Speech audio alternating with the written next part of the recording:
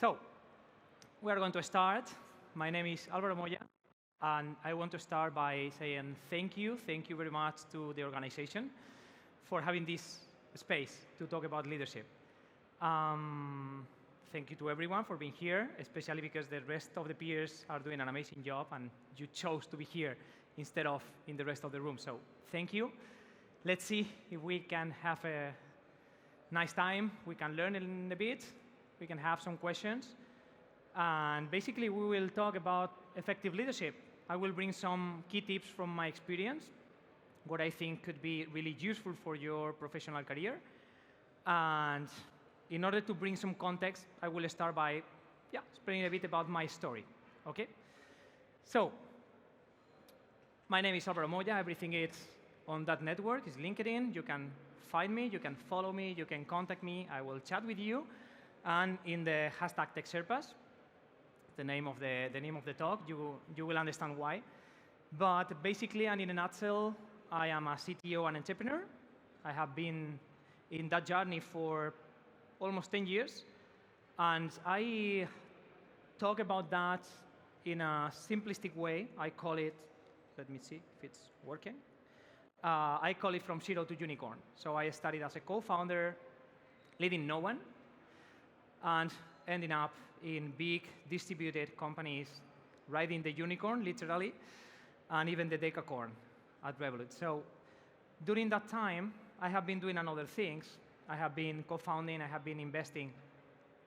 But basically, today, I'm not going to talk about my life. I will talk about some personal lessons that I had during that time, and especially the lessons I got by building Leader 3 years ago. I built it because I needed more leadership when I got a bigger team, and I suffered the lack of leadership, soft skills that usually there is in tech teams, in software engineering teams, and this is the problem I tried to solve. This is what I'm doing right now.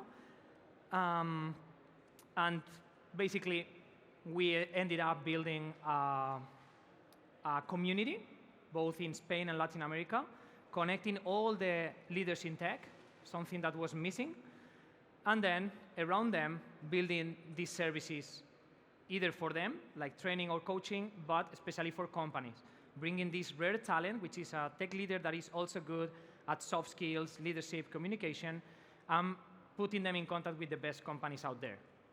Okay, so this is what we do in a nutshell, but I'm not here to talk about my professional life. Instead, I'm going to take a different approach, and I will talk about what I mostly do in my free time, which is call it extreme sports, call it adventure sports, action sports, but it's about risking your life, right, when you are not paid for it, basically. So this talk is called Tech Sherpas because at the end, in these sports, you learn a lot. I have learned a lot, and I have learned because other experts were teaching me how to do it in order not to lose my life, right? I'm very passionate about it. It's not only about the adrenaline and this kind of stress you relieve, but it's also because what I have learned during the process is that given that you are risking your life, you need to learn fast and efficiently. You need to focus 100% on the task and disconnect from the outer world, right? You cannot miss the rock.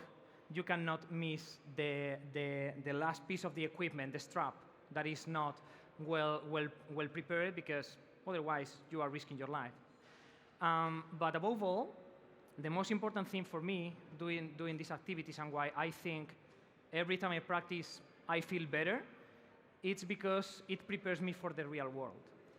At the end, you are risking your life, so you end up being more brave, more courageous, and when something difficult happens in your real life that is far away from losing your life, it's a bit of relativizing, like, okay, now what?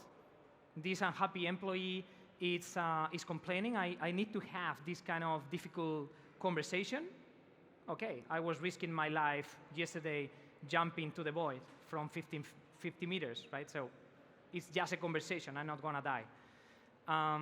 Relativizing that I think made me more brave when taking decisions, faster when taking these bold decisions that can change, can make or break a company. And I learned that from experts. And those are experts that are there with you, for example, when you want to go for that bold expedition, this brave adventure, which is to summit the Mount Everest, which is still in my bucket list, even if I have tried a lot of sports.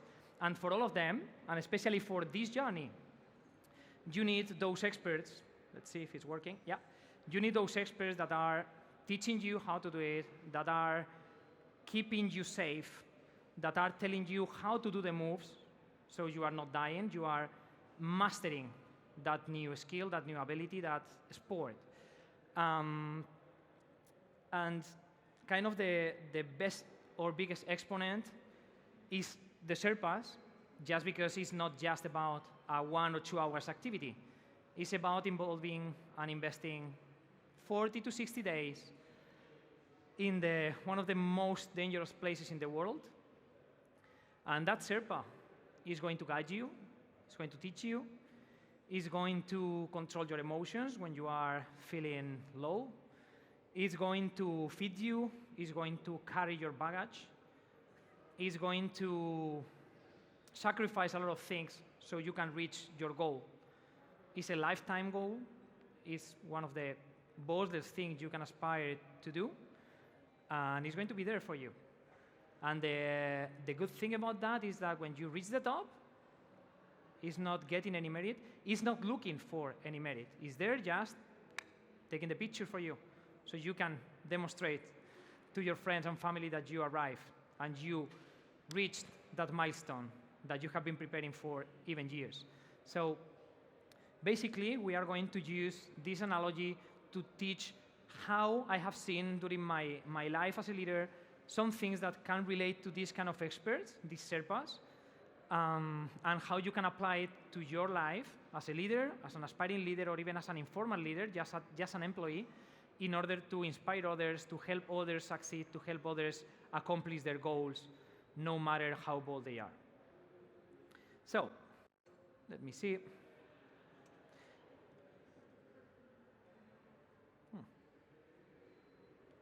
I don't know if it's low battery, I'm sorry. I don't know if it's low battery or internet. Yeah, so who was here for the talk by Pablo at the beginning, in the morning? Some of you. Okay, he was asking ChatGPT, okay, which are the functions of a manager? And ChatGPT was answering with only 12 bullet points. After a lot of time, not only being leader myself, but mentoring hundreds of other engineers and leaders and also founders, I have been creating and refining my own framework, the leader framework. We can see that there are 6 areas that you need to develop to properly and successfully lead a team in technology, in a software engineering team. But the thing is that out of these 6 areas, you have even more sub-areas. Plenty of skills, plenty of functions, plenty of practices, routines, frameworks to learn in order to succeed. So I have just put some examples of some of the areas, but we have collected up to 40, 45, okay? And that's only to say that leadership is very, very complex. You need to master a lot of different things, a different set of skills, and normally when you reach there, you are not prepared, and no one is going to prepare you, okay? So what I'm going to be doing here is just synthesizing this in just 5 key topics, only 5, in order for you to be better when you go out of the session, okay? So let's see how we can sum this up. The first one for me, it's clarity.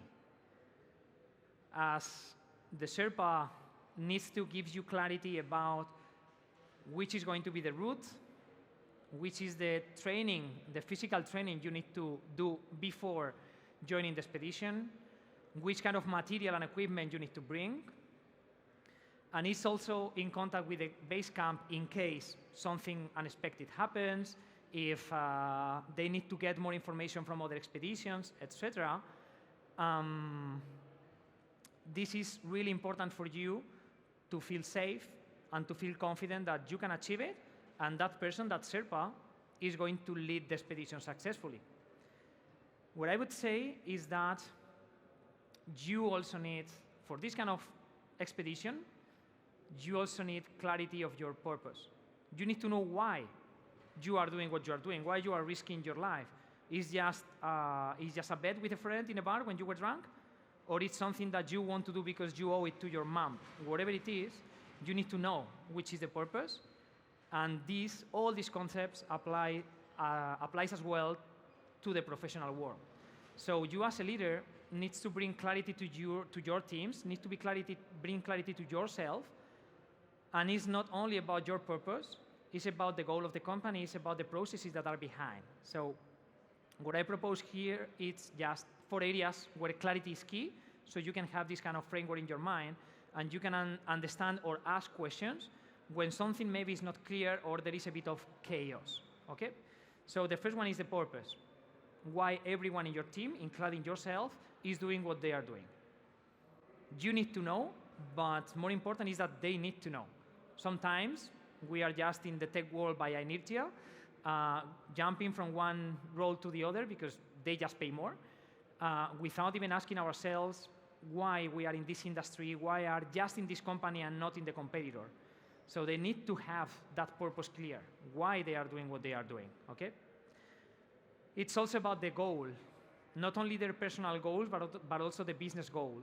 When they have clarity about for what, which is the purpose of the company and why you are building that feature, you are working in that team, you are improving that environment, or you are refactoring that part of the code, it's much better if they see the whole picture. It's not the same to just put one brick after the other than understanding that you are building a cathedral for the village, right? So this is really important, and it affects one of the topics that we will see later. The next one is the role. We were talking yesterday with Pablo. Mostly any leader is clear about the role when they arrive there. I have a couple of surveys that says that up to 60%, so 6 out of 10 engineers don't know what it means to be a leader, to be an engineering manager, or to be a team lead when they arrive at the role, right? So it's important that you are clear about your functions as a manager.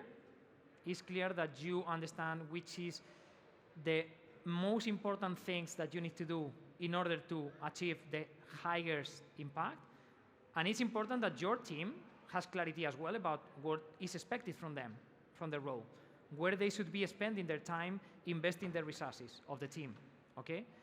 In that sense, I would say that career ladders are a key artifact that should be in every single company. I know that startups maybe procrastinate that task, but it's really important in order to bring clarity, to bring standards to the team, so everyone knows what do I need to do. What am I expected to learn and to grow if I want to reach the next level? Okay. And the last one is processes.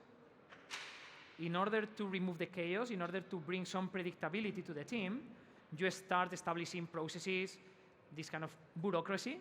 But it's important so you waste and invest your energy in the task at hand, not in reinventing the wheel every single day.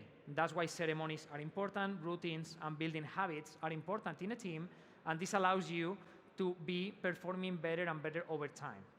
These processes have to be learned by everyone, have to be properly communicated by the managers, by the whole executive team, so everyone can dedicate as much time and as much energy as possible to focus on the tasks that they need to perform in the next sprint. In terms of your function, I want to just highlight one topic, which is be clear about your goal. Is getting the most performance out of your current team. this is your main function.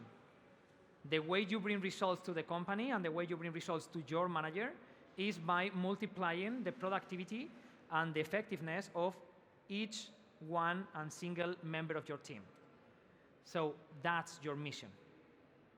Okay? In order to do that, you have several things you can do, but at the end, just think that they are your resources. They are human resources. I don't like the word, but this is the resources you have at hand in order to multiply your impact. It's not your hands anymore, it's not your brain anymore, it's the hands and the brains of others. Put them at full capacity, and then you will be succeeding as long as they are doing work that is aligned with the business goals, okay? And in order to do that, you need other ingredients. We will talk about that. But this is basically the only way to go from adding value to the company to multiplying value, okay? What else? You need trust. How do you think the Sherpas get that confidence, that trust from you in just fractions of seconds, in just minutes at the beginning? When you meet them, they need to gain your trust because you are going to put your life in their hands. So in a team, it's almost the same. You need to create that trust from the minute one, so the team is open with you, so the team expresses their needs clearly, so the team expresses their fears, what they need, which are their goals, and if they have questions, they come to you. If they have suggestions to improve, they come to you, they propose, they are brave. You need to build this trust with them, right? So in this case, again, for aspects to build trust, that can help you have a frame where develop 13 skills and have 13 routines with your team in order to have more trust. So the first one is credibility, is to do what you say. Basically, your actions and your words have to match. That's the most important thing. You can do it by being really, really clear about what you communicate, not selling things that are not going to happen, and using your words properly to set clear expectations. If something just may happen, don't say that this will happen, okay? And this is both for your team members, but it also applies to your first team. Your priority team is not your team members, it's not your collaborators, it's the other set of peers, the other managers, your manager, stakeholders, C-level, whatever is your level, in your level you find your first team. So building credibility with them is even more important than building credibility with your collaborators, okay? It's also about reliability, that you consistently fit with what you are doing. You are right or you are wrong, doesn't matter. What is important is that you show up, you don't lie. If you are telling your managee, your employee, that you are going to have a one-on-one, make sure that you go to that one-on-one. Make sure you don't cancel, make sure you don't get late. That's very important to build that reliability so the people doesn't feel unsafe, doesn't feel uncomfortable because they don't know if it will happen or not. They will know that if you said something, it will happen, okay? So it's about being punctual, it's about attending to the meetings, it's about communicating if something strange, something not expected happens, communicate as soon as possible. Okay, these are some small tips that you can use to increase your reliability. Intimacy is a great component. It's about being personal, it's about crossing the professional barrier and going farther.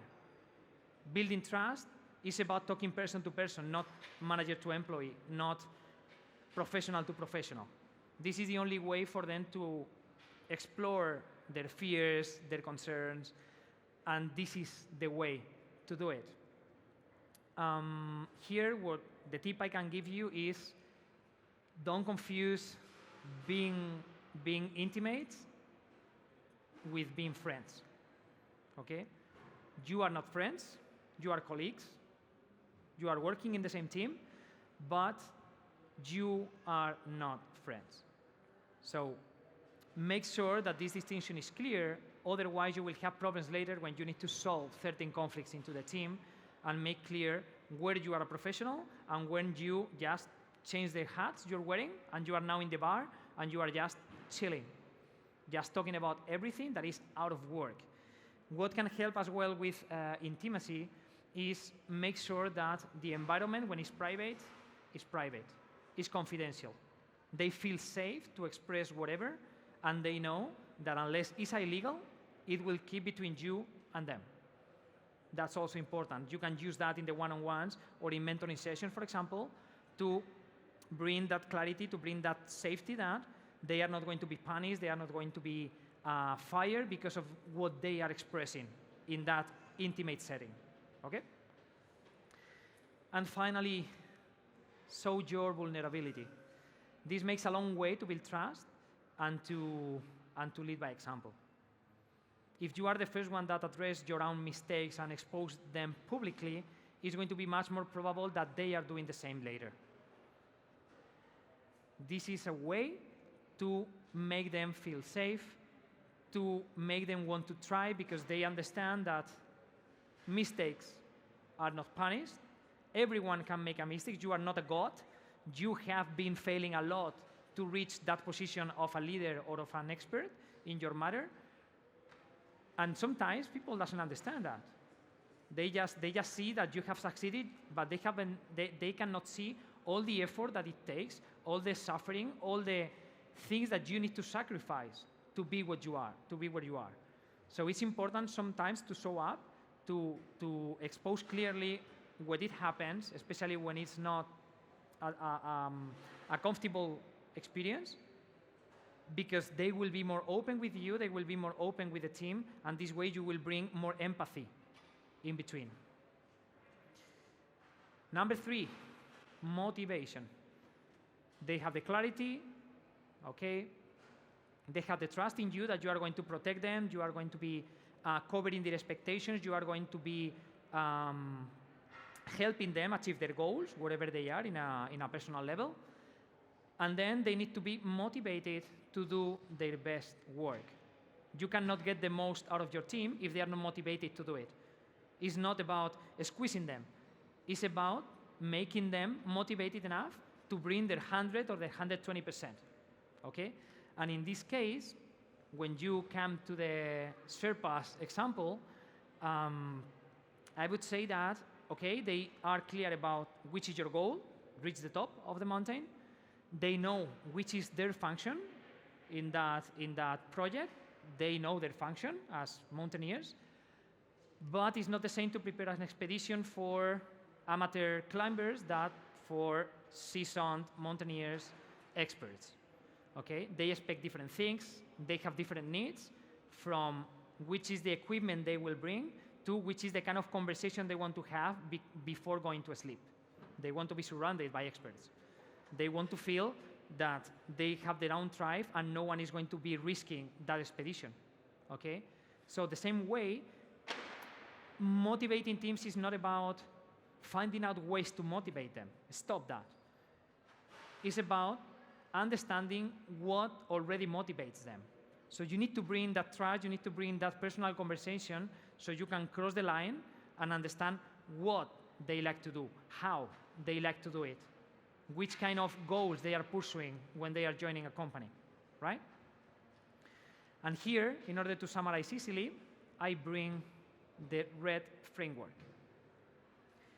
It's coming from a book that is called Too Many Bosses, Too Few Leaders. And in that book, Rajiv, the author, was interviewing thousands of people and asking them which was the main reason why they were leaving a company. And what he found out is that 95% of the times, the reason they were giving, it was related to 1 out of 3 buckets, 1 out of 3 big reasons, okay? Those reasons are, first, the role they play in the company. In this case, it's a wider vision of the role, so it's not just about the functions, it's about how well structured, clear, and aligned is the vision and the strategy, and how appealing it is for them, how their own vision, their own values, their own purpose is aligned with that vision of the company, and then about the functions they play, if they have challenging and meaningful goals and meaningful tasks to achieve, or they are boring, for example. If they have freedom and authority to decide about themselves, if they have control on how they behave, how they do their tasks, or not. All of that play a role in this role bucket, okay? The second one is the environment where they work. And in the environment, I'm sure you know a quote that says, people leave managers, not companies. At the end, the managers play a key role in the environment of a person because he's a very, very important stakeholder, and it has a very, very close relationship with you. So how good you are managing the people will define how much attrition you have in your team. It's going to be one of the main reasons. But on top of that, it's about how involved they are in the decisions. It's about how they feel that there is a collaborative workplace, if the people is treated with respect, with dignity, if there is this kind of sense of camaraderie or friendship in some way where everyone helps each other and wants to know more about each other and wants to do things out of work because they enjoy spending time with that people, not just working close to that people. And finally, if they see that there is a high performance environment, if they see that coming from the manager, mediocrity is not tolerated. That's very, very important because otherwise you will lose the motivation of the highest performing people in your team, which are the ones that are at the end the rock stars, the ones that are delivering the best work. So make sure that you are not tolerating any mediocre behavior, and you establish not only what you expect them to do, but also you put the red lines, what is not expected from them to do and is not allowed. Otherwise, you will end up with people that are a bit more lazy, and if you are not being clear about what you expect from them in terms of how much work or how much commitment, the ones that are delivering more will say, hey, people delivering less, being paid the same, I don't care anymore, right? I'm not going to be giving extra because I don't see the return. And the final one is development. Everyone wants to grow, the next generations even more and more and more. They expect you to invest on them, okay?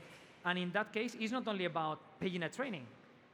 It's on how challenging the tasks at hand they have are. It's about how many opportunities to grow they have into the team, working with other environments, working with other people. It's about how entrepreneurship is treated internally. If you feel that entrepreneurial mindset is fostered, so everyone is looking for innovations, either for your customer, either for internal usage, so you feel that there is continuous improvement.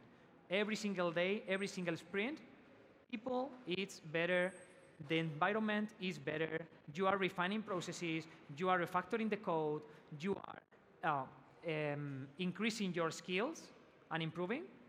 This is the kind of environment high performance people want to have. The more you develop them, as well, is the more you are going to get out of them in the long term. So here, just to give you a tool, you can check it in that quick short link. We have prepared a survey that in 20 questions, 3 minutes to complete, everyone can just assess their own motivation for the 3 buckets.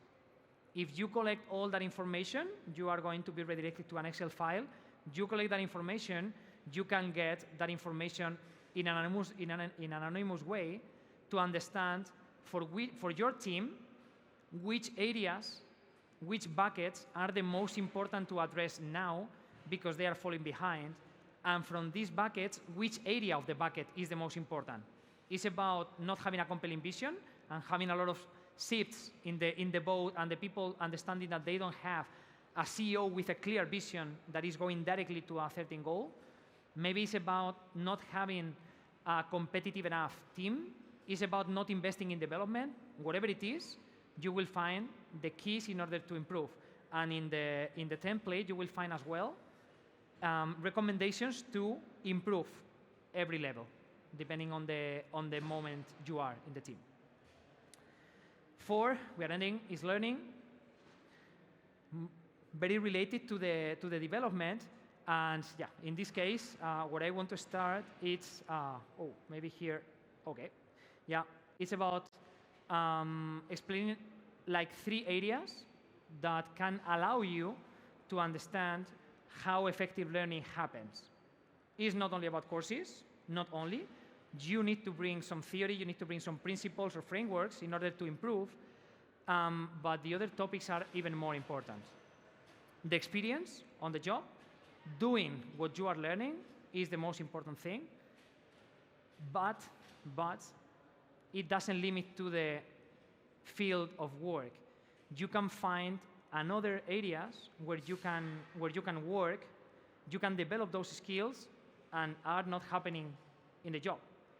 If your company, for example, doesn't have learning days where you can expose your thoughts, expose your learnings, and learn how to present publicly, maybe you can find a meetup in your city. Maybe you can go to a podcast. You can encourage your team to go to these kind of events, to participate actively in these kind of communities, so they are becoming better at speaking in public or addressing difficult conversations. You can have that training either at work or outside, and you can guide them to have the experience in an effectively delegated way. So it's not only like, hey, just do it. It's about maybe you can do some shadowing, so they see what you are doing and how you are doing. You explain how you do what you do. You can be checking the first times to give constructive feedback, so they don't feel alone when they are trying out new things. You can delegate part of your job. You can make them switch jobs so they are learning something new, but basically don't leave them alone as managers. And the final one, the most underestimated for me, is interaction.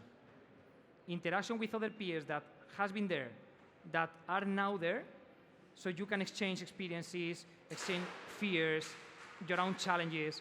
That's very, very important, because you don't collect only your own experiences plus the theory of the knowledge. You collect as well experiences from others. They are not first-hand, but even being second-hand, you will have different perspectives and approaches to the same problem. So when you face it in real time, you have more ways to operate. And this is bringing safety as well when you need to take that moment. So basically, when I approach learning, again, is the most profitable way to grow your team, to get more and more performance over time, being the same team, being the same amount of money invested. But maybe you are not the one that knows how to teach them. Remember when I was talking about that kiter explaining you how to mount, how to drive the kite, that scuba diver that is explaining which is going to be the diving that you are going to take in the briefing stage. Not everyone is ready to teach, okay? So learning fast, knowing a lot of things doesn't mean that you are going to be a good teacher. So look for external help in case you cannot, or maybe you cannot dedicate your time right now to teach others, right? Anyways, there is a plan B that I'm going to show you, and it's that you always lead by example. You always lead by example. It's another way to teach others, whether you like it or not. That's the important thing. This is not optional. You are leading by example. You are the referent of your team, always. They are going to see you as the referent, and they are going to do whatever you are doing. You set the tone for everything, okay? So given that the Sherpa is setting that tone, is the one that is working the most, is getting his baggage plus yours, is explaining everything, is motivating you, is demonstrating the passion they have for the mountain, for the nature.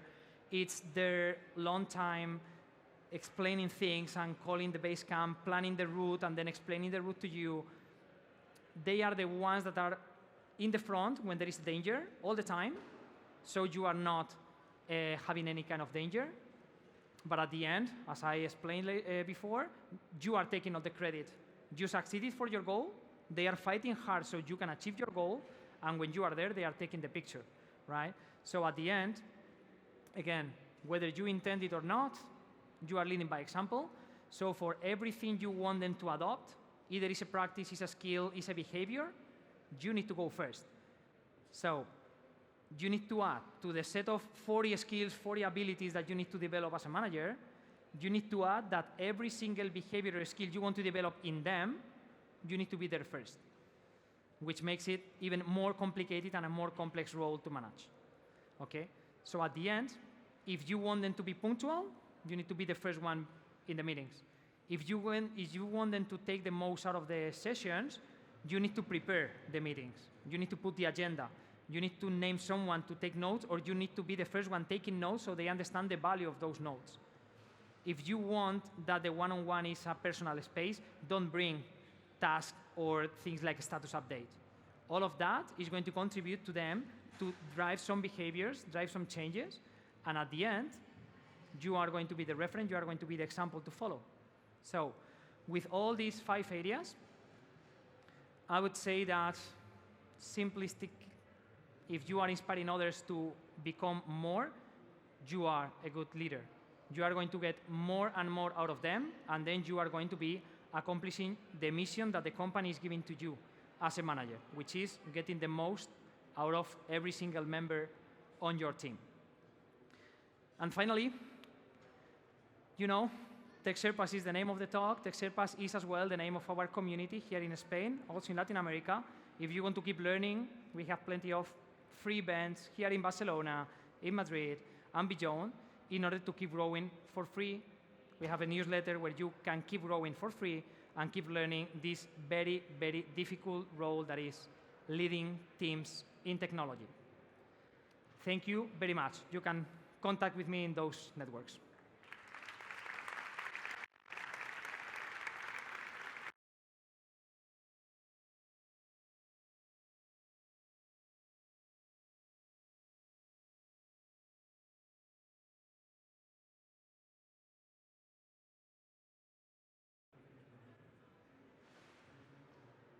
Yeah. So yeah, we will have questions if we can bring the mic. I'm sorry that was not prepared. First, do you have any questions? Maybe you don't have, and everything is clear. Come on, at least one. We have switched on the microphone. One question? No questions? Okay. One question. Thank you. Yeah, just to the question on my side that I am tech leader and sometimes I think the most... can you raise... sorry. I think I am tech leader and sometimes the most complicated part when you have to left somebody from the team. How is that your approach when you have to take this bad decision to maybe when there are somebody that the performance of this person is not so good, no, to take this sometimes this bad decision. So what is your approach in this case? So are you asking about having that conversation when they don't have good performance? Yeah, when you see that your, let's say your team is not, the performance of your team is not so good, in any case you need to take a bad decision, no? Because maybe, I don't know, what you need to change, you know, in this case. So maybe you need to leave somebody, maybe you need to take a decision. That's a difficult decision, yes, not a bad decision. Okay, yeah. So, well, at the end, in order to guide, I like to have an easy decision framework. Is that, I don't know if the microphone is not working. Oh, it's okay. So remember that everyone, and you the first, work for the company. So you need to do whatever is best for the organization and the goals of the organization. Later, maybe you can go down and do the best for the team as a collective. Then the best for one member, individual member of your team. And last is you. So if you make sure that all the decisions you make, you are getting the goal of the company and the needs of the company first, those decisions for sure are going to be good. Maybe they are not good for some people, they are not good for the team, but using this framework and explaining why you are taking those decisions in this way also can make your team understand that it's nothing personal, that you need to do it because the business that pays you all needs that now. Sometimes it's not in your control that the business needs that. So you create empathy with them that is not about delegating responsibility like I'm just the messenger, I'm telling you you are fired, but no complaints. Is my manager, go for it. No, it's about making them understand the reasons behind certain decisions that can be difficult right now with the cost efficiency that is in all minds. You may need to let someone go, you may need to even fire, or reduce costs in certain areas, or reduce training, for example. Make sure that they understand the long-term bet that the company is doing, and make sure you understand it well. Ask for it to your manager if he's not explaining it properly, because this way you can bring them, and the byproduct or the consequence is that everyone is going to have more like business vision, a strategic vision, and they will understand that you are not just taking orders and following them, but they will understand why a business operates this way and why sometimes you need to cut on cost and sometimes grow aggressively, right? Is this answering your question? Good. Someone else here?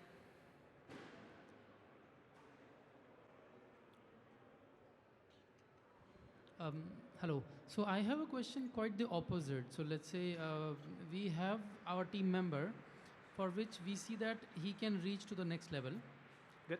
And he has been identified that he can reach, but the company structure and everything is not supporting that, considering that, okay, no, we don't have that role as in place where he can be, let's say, promoted.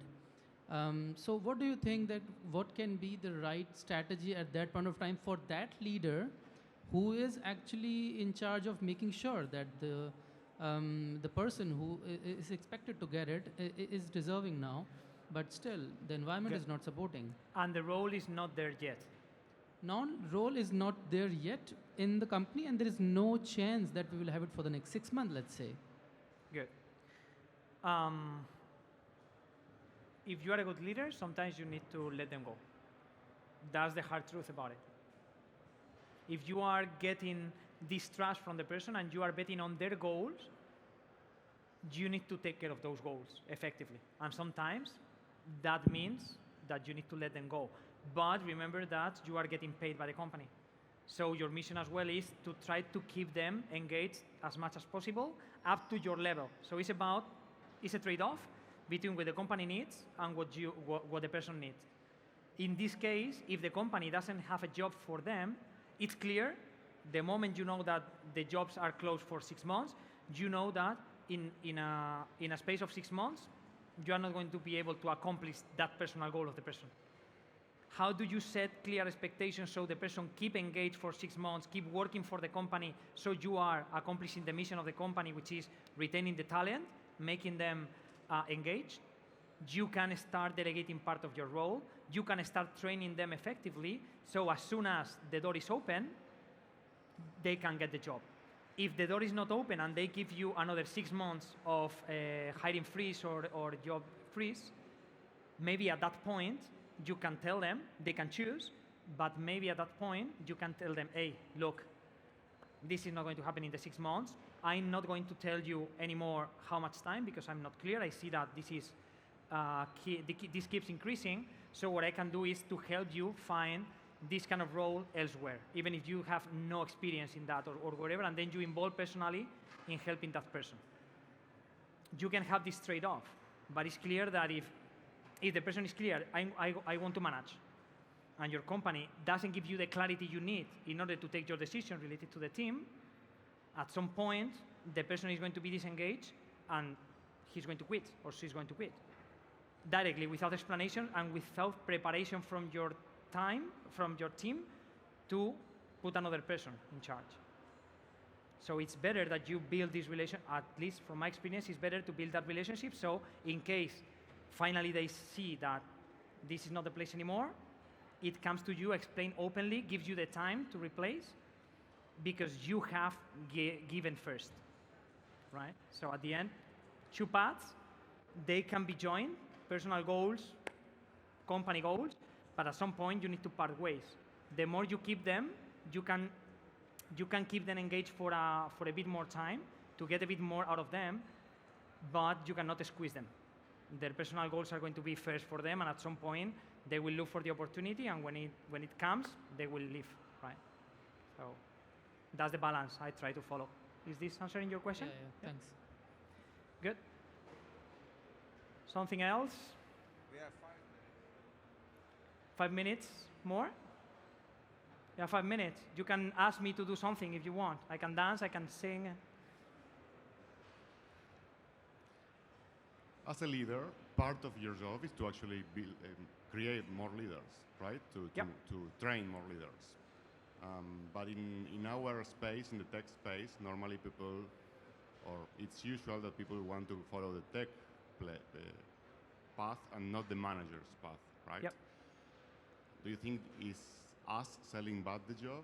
You know, like we are not convincing people that it's a good job, or do you think it's just a matter of preference? And In some way, but it's not your job. I mean, it's the whole industry not giving enough visibility about what to expect from a manager. We saw yesterday with Pablo. People doesn't know what to expect from a manager.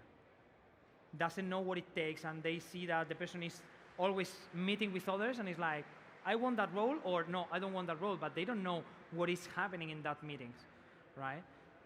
So I think it's the job of all managers. This is not going to change if you start with your own task, but I think we need like more advocacy about, hey, this is what it means to be a manager. This is the impact you can get. This is also the cost and investment you need to do, but it's also the return. These are the salaries, these are the things that you can do, and these are the opportunities that opens when you are a good manager. From speaking here to be a mentor of other people, and maybe for junior developers, or maybe, I don't know, writing a book, whatever it is, it opens a lot of doors, right? So I would say it's the job of all of us to explain clearly, hey, being a manager is this, at least from my experience, is this.